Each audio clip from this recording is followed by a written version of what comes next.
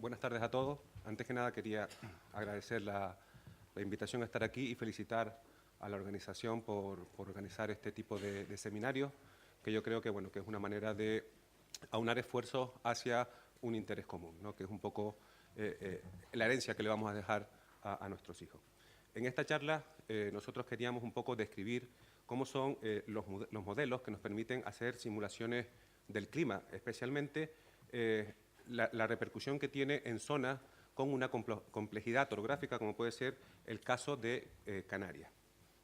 El esquema de la presentación, haremos primero una introducción para destacar la importancia que tiene modelar el clima, para a continuación hacer la descripción de cómo hacemos este modelado del clima y los inconvenientes que esto lleva asociado. También veremos algunas soluciones para resolver algunos de estos inconvenientes, como es el caso de las técnicas de downscaling. Y después, por último, haremos un repaso de la participación que la ULL tiene en el proyecto Climatic. En concreto, estamos involucrados en la actividad que se va a encargar de realizar proyecciones climáticas para la región de Canarias y de sus Massadrá a lo largo del siglo XXI.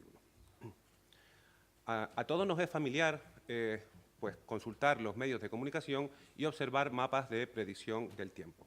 Y vemos cómo estos, generalmente generados a partir de unos modelos numéricos del tiempo, nos permiten predecir ciertos eventos y permiten la generación de alarmas, como hemos tenido la experiencia al principio de esta semana aquí en Canarias. También somos conscientes que la validez de estos modelos no va más allá de unos pocos días. Sin embargo, también hemos escuchado con mucha frecuencia que se realizan simulaciones del clima hacia el futuro, hablando de espacios temporales de decenas o incluso de centenas de años. Entonces, ¿cómo cuadran estas dos cosas?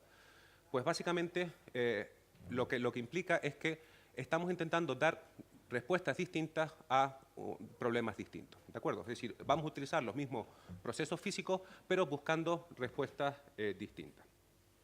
Mientras que en el caso de los modelos meteorológicos, lo que se pretende es describir con precisión eventos específicos en lugares específicos, no es así lo mismo para el clima. En el caso de los modelos meteorológicos se parten de unas condiciones iniciales que son muy bien conocidas y que estas condiciones iniciales pues, básicamente consisten en temperaturas, presión, vientos o humedad. Y a partir de esas condiciones iniciales se predice la evolución del sistema y son bastante fiables a corto plazo.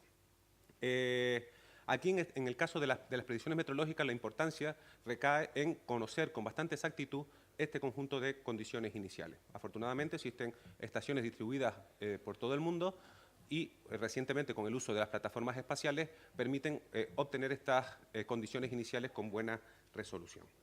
Sin embargo, para el clima, aunque vamos a usar modelos físicos que son muy similares, el objetivo es otro completamente distinto. Lo que se pretende es generar probabilidades o estadísticas de fenómenos meteorológicos que van a ocurrir en un futuro, ¿vale? Es lo que vamos a llamar como proyecciones. En este caso no es tan crítica la dependencia con las condiciones iniciales y sí toma importancia lo que vamos a llamar las condiciones de contorno. Es decir, el modelador lo que va a hacer es va a introducir en el modelo las condiciones de contorno, ya sean naturales, como puedan ser modificaciones de radiación solar, erupciones volcánicas o otras como actividades relacionadas con la actividad humana, como puedan ser concentración de gases, usos de suelo. Y entonces, a partir de esas condiciones generales...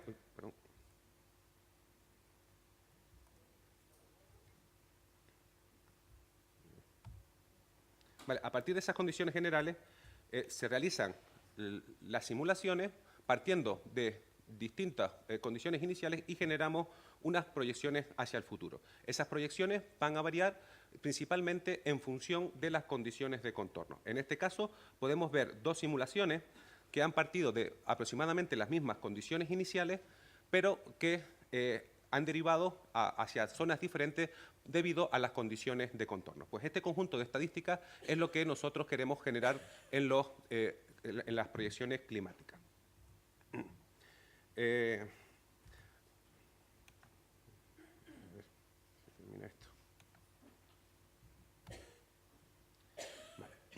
¿Para qué queremos modelar nosotros el sistema climático? Primero, sabemos que a partir de la revolución industrial han ocurrido una serie de cambios, tanto en la concentración de gases como el aumento de la temperatura, que están generando unas consecuencias como aparición de aumento de frecuencia de eventos extremos. Y entonces, pues decimos, es necesario modelar este tipo de cosas. Primero, necesitamos conocer cómo interactúan los distintos procesos en el modelo climático para después evaluar los posibles impactos de los cuales se ha estado hablando en la jornada de ayer en esta conferencia. Bueno, ya hemos detectado la necesidad, ahora vamos a ver cómo modelamos el clima.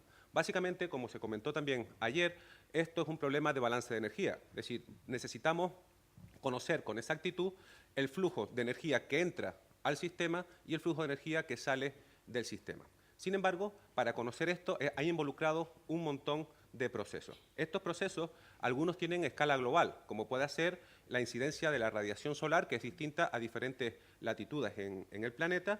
Hay otros procesos que tienen una escala sinóptica, como puede ser la presencia de tormentas que transportan energía y humedad desde los trópicos hacia los polos, o incluso hay otros procesos que ocurren a escala global, como son los conocidos procesos de brisas marinas, en el cual por diferentes temperaturas entre el sistema tierra y el sistema mar se producen unos fenómenos que afectan a las condiciones locales en ese lugar. Bueno, si tenemos todas estas condicionantes, ¿cómo realizamos el modelo? Básicamente vamos a utilizar leyes fundamentales de la física, como puede ser la primera ley de Newton o la primera ley de la termodinámica, otras que son quizá un poco más complejas, como las ecuaciones de transferencia radiativa, y también va a ser importante tener a disposición un sistema que me permita hacer mucho cómputo, o sea, unos sistemas complejos de computación. Así tenemos un conjunto de ecuaciones que nos van a permitir ver cómo van a evolucionar las variables, por ejemplo, el viento, la temperatura, la humedad a lo largo del tiempo. Sin embargo, en estas ecuaciones hay factores que se pueden conocer con bastante exactitud, pero hay otros procesos que no son tan conocidos. Algunos porque son muy complejos, son muy caros computacionalmente, y otros porque son de escala muy reducida, es decir, se producen a escalas inferiores a las que estamos simulando. Por ejemplo, una situación típica es los procesos convectivos que ocurren en una nube, que dan lugar, en última instancia, a las precipitaciones. Para todos estos procesos que no pueden ser modelados de forma directa, se usan parametrizaciones. Estas parametrizaciones se hacen en función de la experiencia en observaciones que se tenga y utilizando relaciones físicas con variables conocidas. Así, por ejemplo, algunas de las parametrizaciones que se suelen utilizar en los modelos climáticos van desde las de microfísica, en las que se intenta describir cómo es el comportamiento de los distintos elementos que forman el ciclo del agua, otros como los procesos convectivos, u otros quizás a lo mejor menos conocidos como pueda ser el intercambio de calor y humedad entre el suelo y la atmósfera. O, por ejemplo, los procesos que ocurren en la capa de mezcla, que, por ejemplo, en el caso nuestro de Canarias, van a tener una gran importancia en el clima aquí en las islas. Una vez que ya conocemos las ecuaciones físicas que describen nuestro modelo, ahora tenemos que plasmarlas sobre la superficie terrestre. Para ello, lo que se hace es que se discretiza el globo, no solo de forma horizontal, sino también verticalmente, de tal manera que se generan una serie de celdas, donde para cada una de estas celdas de forma individual se van a aplicar ese conjunto de ecuaciones que van a permitir describir los distintos procesos que ocurren en el sistema. Evidentemente, cuanto mayor resolución tengamos, mayor número de celdas dispondremos y más costoso será realizar la simulación. Así, por ejemplo, si tomamos como referencia los informes que se han generado para el IPCC, podemos ver que en estos informes la resolución ha variado desde los 500 kilómetros que se usó para el primer informe hasta los 110 kilómetros que se usó para el cuarto o los 50 kilómetros con el cual se va a generar el quinto informe que está a punto de salir. Como decimos, no solo debemos tener en cuenta la resolución espacial, sino que debemos tener también en cuenta la resolución vertical. No solo las distintas capas de la atmósfera, sino que también se modela las distintas capas del suelo, de tal manera que se permite modelar de forma precisa todos los procesos de intercambio entre el suelo y la atmósfera. Podría uno pensar, bueno, pues simplemente incrementamos la malla y obtenemos una mayor resolución espacial. Sin embargo, esto no es tan sencillo porque un incremento en la resolución espacial lleva asociado un incremento en la resolución de tiempo. Es decir, si nosotros disminuimos el tamaño de rejilla, debemos incrementar el tiempo en el cual simulamos los distintos procesos, de tal manera que no haya ningún proceso que se nos pierda por el camino. ¿Vale? Con estas situaciones podemos pensar si con una resolución típica de un modelo, tanto vertical como horizontal, estaríamos hablando de millones, billones y trillones de operaciones que debemos realizar para simular un día del modelo. ¿Vale? Con lo cual vemos que esto no es viable en un entorno normal, sino que hay que recurrir a técnicas de supercomputación para poder resolver estos modelos. Bueno, entonces, el sistema climático, una vez que tenemos las ecuaciones, se trata de poner, por así decirlo, cada cosa en su sitio y agrupar los distintos procesos. Tenemos, por una parte, el proceso atmosférico, por otra parte, los procesos que ocurren a nivel de tierra, pero después tenemos otros procesos como puedan ser el océano o las capas heladas de la superficie tierra, que también deben, por así decirlo, contribuir al intercambio de información de los distintos procesos. Todo esto se mezcla en un modelo acoplado que me permite a mí predecir qué es lo que va a ocurrir en el futuro utilizando unas condiciones de contorno especificadas. ¿Vale? Entonces tendremos el modelo atmosférico, un poco que el que hemos descrito, tendríamos el modelo de océanos que va a ser el intercambio de información con el modelo atmosférico a través de precipitaciones, escorrentías o flujos de calor. Tendremos el modelo de tierra o incluso los modelos de las capas de hielo. Utilizando estrategias de este tipo, en la actualidad existen un montón de centros distribuidos por todo el mundo que han desarrollado sus propios modelos acoplados. Las diferencias entre ellos, pues básicamente son el tratamiento que tienen de los distintos procesos. Aquí podemos ver un listado de institutos y los modelos que han generado. Son muchísimos y estos modelos tienen un principal inconveniente, que es su relativamente baja resolución espacial. Para hacernos una idea, en un modelo de estos acoplados, como los que desarrollan los centros que hemos visto, para el caso de Canarias tendríamos una resolución tal como la que aparecen en los puntos azules. Es decir, una resolución que no es válida para resolver los procesos que ocurren de forma local en un territorio pequeño y fragmentado como es el de Canarias.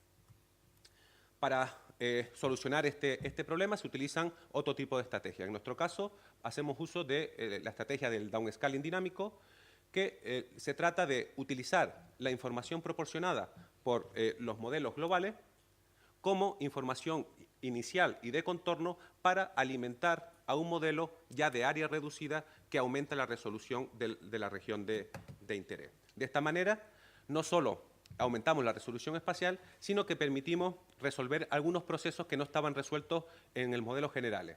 O incluso se representa de forma mucho más adecuada lo que es la orografía local. En nuestro caso, para realizar estas técnicas utilizamos un modelo que se llama el WRF, que tiene la peculiaridad de que ha sido desarrollado por una amplia comunidad de usuarios a nivel mundial, es muy flexible y permite la inclusión o el uso de muchas parametrizaciones para los distintos procesos involucrados. Utilizando este modelo, ¿cuál es la participación de la Universidad de La Laguna en el proyecto Climatic? Lo que se pretende es realizar escenarios climáticos utilizando estas técnicas de downscaling tanto para la región de Canarias como para la región de Sumatra. Esto va a involucrar diferentes fases, como son la selección de los dominios, elegir el conjunto de parametrizaciones que mejor se adecúen al área de estudio, ver los errores cometidos por el propio modelo y, una vez que todo esto esté estimado, realizar las proyecciones hacia el futuro, utilizando diferentes periodos y utilizando diferentes condiciones de contorno, es decir, distintas situaciones de forzamiento. En cuanto a la selección de los dominios, evidentemente hay que llegar a una solución de compromiso entre la resolución espacial que se desee proporcionar y el tiempo de cómputo del cual dispongamos. En nuestro caso, hemos optado por una estrategia de dominios anidados, en la cual vamos a disponer de un primer dominio con una resolución espacial de 45 kilómetros que básicamente va a ser amplio porque pretendemos recoger todas aquellas condiciones sinópticas que afectan a la región de interés. El segundo dominio, ahora lo veremos anidado en el primero, incluye la región de Canarias y sus Massadrá con una resolución espacial de unos 15 kilómetros, mientras que hemos definido un tercer dominio para la zona de Canarias con una resolución de 5 kilómetros. Aquí podemos ver los dos primeros dominios y aquí podríamos ver cuál es el tamaño de celda para cada uno de esos dos dominios. El dominio número 1, que es el general, y el dominio 2, que es el que está centrado en las regiones de interés. Para que vean la importancia que tiene la resolución espacial en regiones complicadas, aquí veríamos, por ejemplo, lo que ocurriría para Canarias si nosotros tomáramos la información generada por el dominio exterior, es decir, el de 45 kilómetros. Como vemos, Canarias está compuesta de un conjunto limitado de píxeles muy pequeño y podemos ver que la altura máxima de las islas sería en torno a unos 900 metros. Como sabemos que eso no es así. Si utilizáramos el dominio de 15 kilómetros, veríamos que la cosa iría un poco mejor, pero la altura máxima estaríamos hablando de unos 1.000, 1.200 metros. ¿Vale? Mientras que si ya usamos un dominio de 5 kilómetros, ya podemos ver en el esquema de abajo cómo ya se puede reproducir bastante fielmente cómo es la orografía de Canarias y los procesos ya se ajustan más a la realidad. Bueno, una vez seleccionados los dominios, a continuación decimos, bueno, ¿cuál es el conjunto de parametrización, es decir, aquellos procesos que no están explícitamente resueltos, que mejor se ajustan a la zona de Canarias? Para eso hemos realizado una matriz de experimentos para ver diferentes posibilidades en cuanto a las parametrizaciones más sensibles para la región de Canarias, como pueda ser la microfísica o la capa de mezcla o los esquemas de radiación. Esta información, o sea, una vez ya se ha definido todo, pasamos al proceso de ejecutar las simulaciones. Esto lo hacemos en unos sistemas de supercomputación y para tener una referencia, para 5 años, que es el periodo que hemos simulado, cada experimento tarda en torno a 25 días, dedicación exclusiva, y generan en torno a 3 terabytes de información. O sea que tenemos muchísima información que analizar cada vez que termina la simulación. Esas simulaciones las hacemos en unos sistemas de cómputo que son locales aquí en La Laguna. Aquí podemos ver el ejemplo de la salida de estas simulaciones para la región de sus Massadrá, donde en este caso estamos viendo el año promedio en cuanto a temperatura. Sí, simplemente es una simulación donde hemos representado en promedio anualmente cómo se distribuye la temperatura en esa región. Ahora vemos que ya estamos en verano, las temperaturas se aumentan y algo parecido ocurre para las precipitaciones. Aquí ven un poco cuál es el patrón de precipitaciones anual. Evidentemente, esta información no solo basta con presenciarla, sino que hay que aplicarle una serie de métodos para determinar, evaluar cuál de los distintos modelos, cuál de las distintas parametrizaciones es la más adecuada en cada caso. Para ello, lo que vamos a hacer es seleccionar un conjunto de variables de interés. Normalmente se suele utilizar la temperatura y la precipitación. En nuestro caso vamos un poquito más allá porque también estamos muy interesados en otros parámetros como puedan ser las nubes o pueda ser la inversión térmica, y en función de las salidas del modelo y de unos datos observacionales, puesto que las simulaciones se han realizado en el pasado, es decir, el periodo 2004-2008, pues intentamos ver la bondad de cada una de las parametrizaciones. Para el caso del dominio 2 de sus Massadrá, desafortunadamente no disponemos de suficientes datos in situ, de datos observacionales, y hemos tenido que recurrir a productos observacionales de satélite principalmente, o estaciones que son muy escasas en los productos de los que hemos tenido acceso, mientras que para Canarias sí que hemos dispuesto información, un poco la presentaba ayer José Luis, con la red de estaciones que disponemos aquí en Canarias. Simplemente a título de curiosidad, porque son resultados preliminares todavía, aquí podemos ver para el periodo estudiado cómo sería el sesgo en cuanto a la precipitación promedio en toda la región de sus Massadrá, ¿vale? Donde podemos ver zonas donde tenemos una subestimación de las precipitaciones, principalmente, no conocemos mucho la zona, pero suponemos que es la zona del Atlas, y después otras zonas donde tenemos sobreestimación de este parámetro. Lo mismo ocurre con el coeficiente de correlación, insisto, son resultados preliminares y también nos gustaría un poco contar con la colaboración de gente que conozca más la zona para un poco poder analizar con más fiabilidad los resultados obtenidos. Otro tipo de resultados que se están analizando, como puedan ser los ciclos anuales, es decir, ¿es capaz nuestro modelo de reproducir el ciclo anual que se observa en las medidas observacionales? Pues bueno, pues aquí tendríamos para 3 casos en la región de Souss-Massa-Drâa, cómo son las salidas de las distintas ejecuciones que hemos realizado nosotros, comparándolo con los datos observacionales, que son estos en puntos discontinuos, que evidentemente tampoco nos fiamos mucho porque tienen muy mala resolución espacial. Por ejemplo, si nos vamos al dominio de Canarias, del cual disponemos más información con la cual validar, aquí podemos ver, por ejemplo, cómo se comportaría nuestro modelo en cuanto al parámetro precipitaciones se refiere. Entonces, abajo a la izquierda, aquí podríamos ver el atlas de precipitaciones de Canarias generado por la EMET durante los últimos 30 años, y aquí tendríamos nosotros 3 salidas individuales de 3 simulaciones que hemos realizado. Básicamente hemos presentado estas 3 porque vemos que hay una que reproduce bastante bien el patrón de precipitaciones en Canarias, mientras que hay otras 2 parametrizaciones, una que subestima y la otra que sobreestima las precipitaciones aquí en Canarias. Simplemente, insisto, son datos preliminares que tendrán que ser analizados con más profundidad.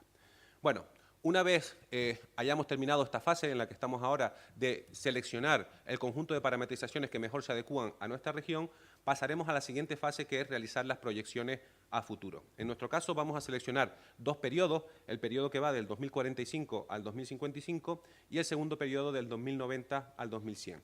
Además, para diferentes forzamientos. Utilizaremos el RCP 4.5 y el RCP 8.5 que Juan Pedro comentó ayer en su conferencia. Para ello, utilizaremos como condiciones de contorno las suministradas por las simulaciones realizadas por los diferentes centros que han participado en el proyecto CEMIP5, en el cual se realizan simulaciones por diferentes centros a lo largo del planeta para hacer proyecciones con los diferentes forzamientos con los modelos de resolución global de cada institución. Bueno, y ya acabo, simplemente para concluir, quería comentarle un poco un resumen de lo que hemos comentado, es decir, que los modelos climáticos se muestran como una herramienta muy válida para el estudio de escenarios de cambio climático. También hemos visto cómo los modelos globales, los modelos de circulación general o los modelos acoplados presentan algunos problemas en regiones especialmente delicadas, como pueda ser la Canaria, por el tema de la resolución espacial, y en ese caso es importante ver que es necesario recurrir a modelos climáticos regionales, ¿vale?, para poder hacer una simulación con un cierto grado de detalle. También, evidentemente, el coste computacional que tiene todo esto es demasiado importante, con lo cual es deseable que exista un esfuerzo coordinado para realizar simulaciones de alta resolución espacial para todas las regiones del planeta. En este sentido, nosotros, el GOTA, participamos en el proyecto CORDEX, que es un proyecto internacional que pretende precisamente eso, es decir, hacer simulaciones climáticas para todas las regiones del mundo, donde se ha puesto especial hincapié en la región de África. De hecho, nosotros estamos participando haciendo simulaciones para esta región de África. Y esto es todo, simplemente gracias por su atención.